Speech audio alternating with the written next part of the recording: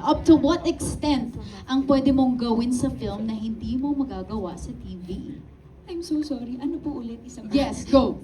Very daring ang trailer natin. So up to what extent ang pwede mong gawin sa film na hindi mo magawa sa TV? Feeling ko lahat ng ginawa ko dito hindi ko pwedeng gawin sa TV. Oo, parang ganun eh. Actually, meron kaming isang location, hindi nga approve ni Daddy eh. Ayaw niya, sabi niya, Barbie, dito ba yung location natin? Oo eh, hindi eh. Hindi approve sa magulang ko, ganung level. Pero hindi, excited sila. They're both very excited to see this dahil nga ibang-ibang Barbie ito. Pero ito ang masasabi, na alam ko rin naman na pelikula siya. At alam ko rin na gagastos ang manonood nito. And so I made sure na at least kahit papano, hopefully, maging worth it yung ibabayad nila. Kasi hindi mo nga ito mapapanood sa free TV. Yes. Only on cinemas and online, tama. Wow, bongga. September 2. September 2. Okay, let's mark our calendars, guys. Thank you so much, Barbie. And thank you, Gorgie Rula. Thank you so much for your question. Okay, ngayon naman, from Philippine Star, we have Natalie Tomada. Yes, hello po. Okay, there you go. Hello. Ako, I'll just address the question to the Barkada. Okay, kasi yung theme kasi ng film, related dito yung question. So, ano ba yung, pakwento naman, what's your dream wedding? Sasadyon.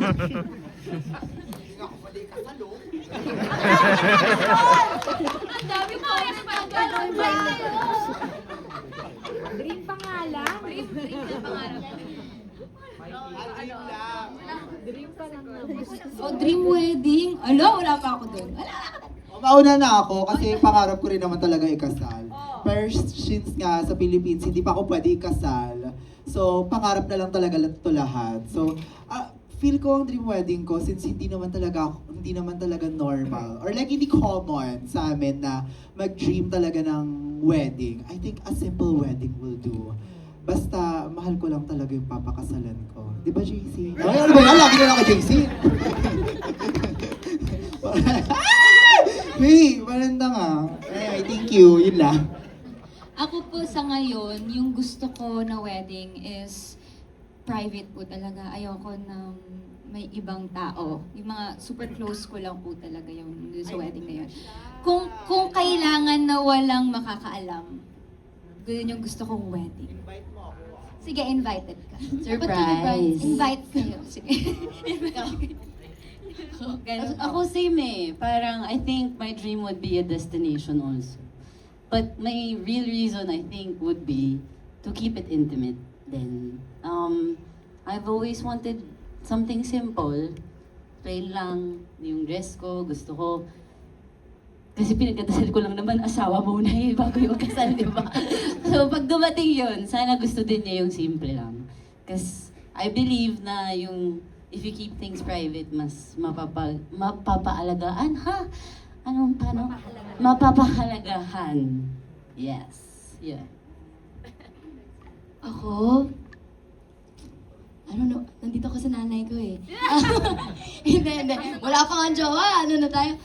Siguro, lang po, I grew up with a very big family and being around the people I love talaga. So, I just want all my loved ones to be there from Canada, from here, all the families that I've grown into.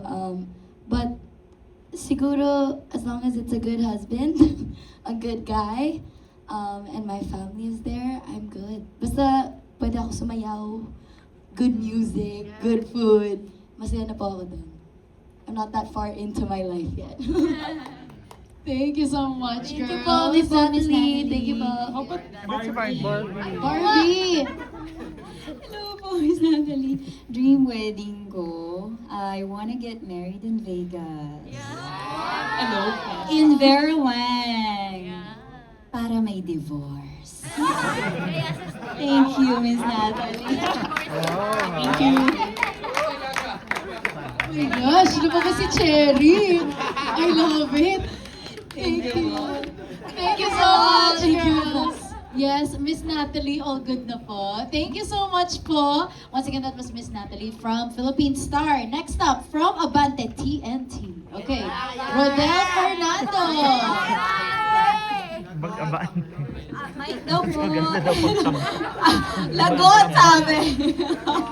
Thank you. Kay Miss Barbie, Yes po, hello po. nung i-offer ba sa yung pelikula, nag-yes ka agad? At kung yes, bakit? Yes po, nag-yes po ako agad. This was pitched to me February of 2025 sa office po ng Regal with everyone actually. So, na-overwhelm ako kasi ganun yung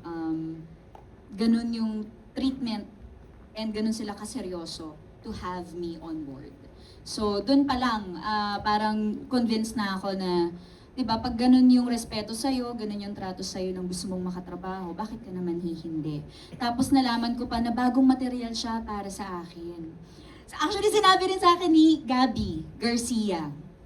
Dahil nag-message ako sa kanya, sabi niya, nagulat nga din ako na tinanggap mo yan, kakaiba talaga yan para sa'yo. And I'm very, very excited for you, sabi sa akin ni Gabby. Dahil sinabi ko nga magkakatrabaho kami ni Khalil dito sa project na to. So, I'm excited for everyone to see it dahil sa ilang projects lagi sinasabi, ibang Barbie, iba talaga to eh, oo. Hindi ko na rin naintindihan. Nung binasa ko yung script, sabi ko talaga, okay. Patong-patong kami? Okay. Okay. Go. Thank you po. Okay, thank you. Kay Sasa, last na lang. So yan, mami! Sasa, kasi napanood ka namin ko sa dalawang MFFF entries last year. Yes po, last At year. magaling ka talaga. Ay, grabe So, naman totoo. yan! So, hindi ka ba naiinip na hindi ka pa nabibigyan ng lead role sa pelikula? Eto po kasi, ako naman po grateful naman po talaga ako sa kung ano yung nakukuha ko. And thank you talaga sa Regal kasi lagi nagkaroon agad ako ng another movie this year from last year. And sobrang thankful po ako doon. And fortunately, meron po akong lalabas na first lead role ko po.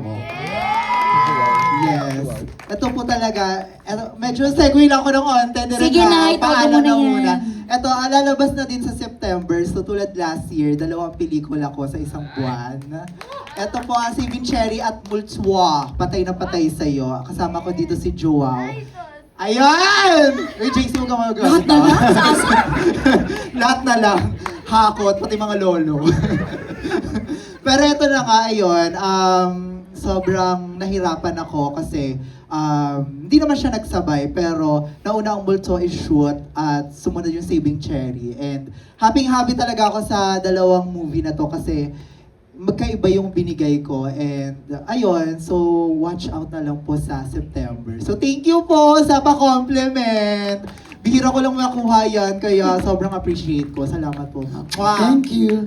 Kala ko issue na yung tatanong, my God! Oo, tama na, baka magtanong.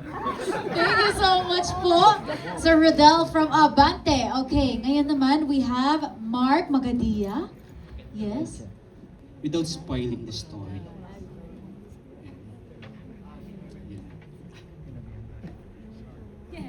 Ako sumuna. Kay Martha, alam mo si Martha, perfect na siya. So wala na tayong magagawa doon. Parang siya dapat mag-advise sa akin sa buhay ko. Well, I think naman para kay Martha, maswerte talaga siya kasi yung mga kaibigan niya nandyan for her. Kahit gaano pa siya kalutang. I think na lang, ang gagawin na lang ni Martha, siguro, bawas-bawasan ng pagpipills. Ayun. Sobrang lutang mo na, girl! My God! So, ayun. Pero di ba, ganda ni Martha, wala tayong magagawa. Ayun lang po. Naisip ko pa paano ko i-wording. O sige, okay. Parang ako kay Ingrid, me and Ingrid are very opposite po kasi I'm very out there, very straightforward. Ingrid is very, okay po. You know what I mean? So parang, siguro for Ingrid, just to let loose and allow her